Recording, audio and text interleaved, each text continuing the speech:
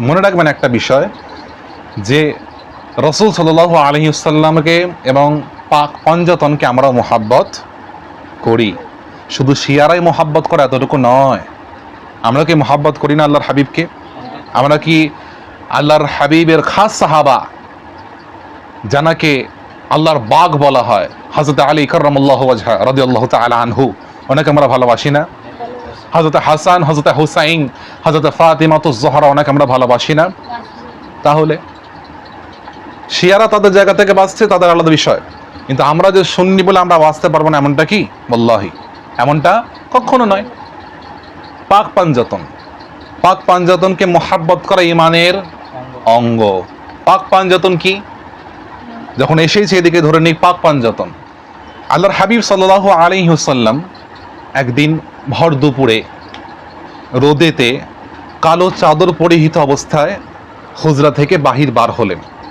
আল্লাহ রাসূল সাল্লাল্লাহু আলাইহি ওয়াসাল্লাম দুপুরে নরমালি বার হতেন না, দুপুরে বার হতেন না। প্রখর রোদ, আরবের ময়দান, বুঝতেই পারছেন। আমাদের এখান থেকেও আরও তাপমাত্রা উচ্চ, পা পুড়ে যাওয়ার অবস্থা থাকে অনেক সময়। দুপুরে আল্লাহ রাসূল সাল্লাল্লাহু আলাইহি ওয়াসাল্লাম কাইলুলা নিতেন। আমরা যে দুপুরে ভাত ঘুম বলি, ওটাকে কাইলুলা বলা হয়।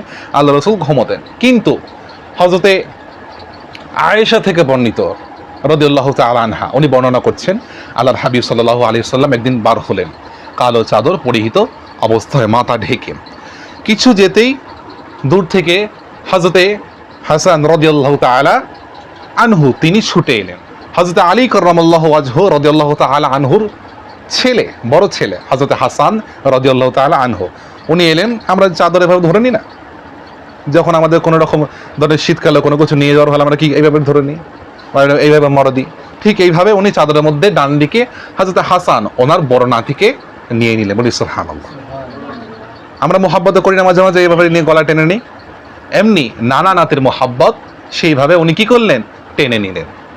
এরপরে কিছু এগোতেই হযরতে হুসাইন, জান্নাতের সর্দার যিনি হবেন যুবকদের, রাদিয়াল্লাহু তাআলা আনহু, তিনি এলেন। আল্লাহ রাসূল সাল্লাল্লাহু আলাইহি ওয়াসাল্লাম ওনাকে বাম দিকে চাদর তুলে বাম দিকে নিয়ে নিলেন। বলেন সুবহানাল্লাহ। অতঃপর হযরতে আলী কাররামাল্লাহু ওয়াজহার বিবি, অর্থাৎ হযরত মুহাম্মদ রাসূলুল্লাহ সাল্লাল্লাহু আলাইহি ওয়াসাল্লামের কে মেয়ে হযরতে ফাতেমা রাদিয়াল্লাহু তাআলা আনহা, উনি এলেন। আল্লাহর হাবিব সাল্লাল্লাহু আলাইহি ওয়াসাল্লাম ওনাকে বুকের সাথে জড়িয়ে নিলেন। বলি সুবহানাল্লাহ।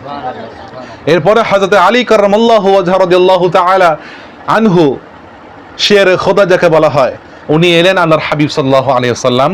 আল্লাহর হাবিব সাল্লাল্লাহু আলাইহি ওয়াসাল্লাম বলছেন, আমি হচ্ছে ইলমের সাগর এবং আলী হচ্ছে ইলমের দরজা। বলি না সুবহানাল্লাহ। তাহলে আলী থেকে ইলমের আল্লাহ রাসূলের কাছে যেতে হবে। সেহেতু আল্লাহর হাবিব কি করলেন? আলীকে নিজের পেছনে পিঠ মোবারকের কাছে নিয়ে নিলেন। এই হচ্ছে পাক পাঞ্জাতন। কোরআন থেকে নেওয়া হয়েছে পাক। পাক মানে কি? পবিত্র। পাক মানে পবিত্র। পাঞ্জাতন একতন আল্লাহর হাবিব সাল্লাল্লাহু আলাইহি ওয়াসাল্লাম, দ্বিতীয়তন হচ্ছেন হাসান রাদিয়াল্লাহু, তৃতীয়তন হচ্ছেন হুসাইন রাদিয়াল্লাহু তাআলা, চতুর্থতন হযরতে ফাতিমা রাদিয়াল্লাহু তাআলা আনহু, এবং পঞ্চমতন হচ্ছে হযরতে আলী কাররামাল্লাহু ওয়াজহা। এই পাঁচতন, এদিকে পাক, পাক পাঞ্জাতন। এনাদেরকে ধরেই কি করতে হবে? এগোতে হবে। এনাদেরকে ধরে, আহলে বাইতকে ধরে, আহলে বাইতকে ছেড়ে কখনো নবীকে ধরা যাবে না। নবীর বংশধরকে ছেড়ে নবীকে ধরা যাবে কি? কখনো যাবে না। নবীর কাছে পৌঁছাতে গেলে, নবীর কাছে যেতে গেলে কি করতে হবে? আহলে বাইতকে ধরতে। আহলে বাইত কাদের বলা হয়? আহলে বাইত কাদের বলা হয়? আহলে বাইত তাদেরই বলা হয় যারা নবী পরিবারের সন্তান। আহলে বাইত তাদেরই বলা হয় যারা নবী পরিবারের সন্তান সাল্লাল্লাহু আলাইহি ওয়াসাল্লাম।